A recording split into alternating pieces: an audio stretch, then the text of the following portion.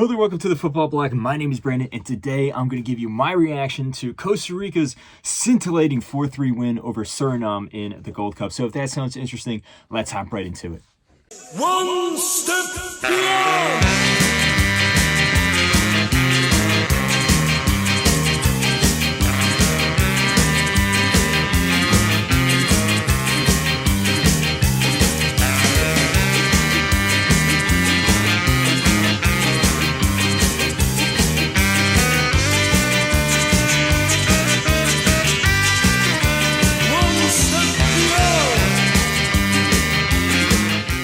So Costa Rica has played their first match of the 2025 Gold Cup. They went up against Suriname, and this game ultimately, I know we're very early in the tournament, but this game has been the best game of the Gold Cup by far at this point. This was super exciting. End-to-end action. We saw some really nice goals, and you can argue this game was really anyone's for the taking. It was very exciting, and like I said, it was hard to tell who was really going to come out on top until the final whistle was blown. I mean, the way that the game started off, it was all Costa Rica. They raced to a 2-goal deficit at the beginning.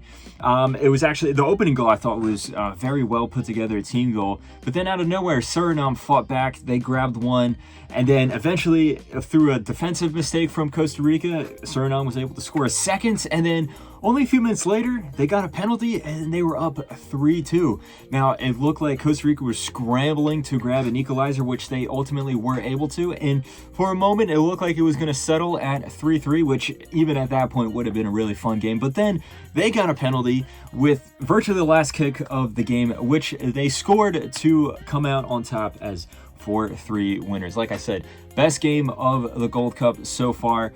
It'll be hard for any of the future games to top this one in particular. Just a very fun game overall. This Costa Rican side is very interesting. If you look at the lineup, it's a combination of some experienced veterans and then a whole bunch of new guys, though. Keylor Navas is playing this Gold Cup, and this is the first Gold Cup that he's played in since I believe 2011. It's been a long time since he's played in the Gold Cup. He usually doesn't come around. Calvo is in the squad, as always. There really isn't a lot of the old brass from that famous 2014 team left, but there is an injection of new talent that we started to see a little bit of in qualification for the 2022 World Cup. We saw a little bit at 2022, and then we especially saw it at the 2024 Copa America. And then now we're seeing them settle into the squad, but still a lot of them are very young, very inexperienced, which creates this interesting dynamic with this team. On the flip side, though, Suriname is also a very interesting team. Obviously, Suriname, they used to be part of the Dutch Empire. They have this huge Dutch connection there, but almost all these guys play in the Dutch Eredivisie, usually for like the lower league teams and stuff like that, but it's still a very good league. It's one of the top European leagues, even if it's not in the top 5. So Suriname has a lot to work with, and you saw that here in this game. Some of the goals that they were able to score, very well put together goals. Yes, defensively they were a little poor, but still, this is a very exciting team. I think that Suriname actually has opportunity to be a surprise team this tournament. As for Costa Rica, and in terms of their campaign this Gold Cup, I don't know if anyone was seriously thinking that they could win it outright, but you do have to say they have the potential to go very far, especially after watching this game. But the question with this Costa Rican team, which we saw very clearly in this game as well, is they can be very inconsistent. They can be inconsistent over the course of a few games. They can be inconsistent within just the 90 minutes of one game, where, like I said, they started off amazing in the first half. Then they bottled their 2-goal lead, were down, but then eventually they fought back. They do have a strong mentality there, but sometimes just the inexperience, they can give away a few silly mistakes. Sometimes they just lose the plot. But if they get their act together, this is a team with enough of the veteran experience, but then also just the speed and the raw talent of some of the younger guys. They can carry themselves pretty far. It'll be interesting to see what happens if they go up against a top team like the US or Canada or Mexico.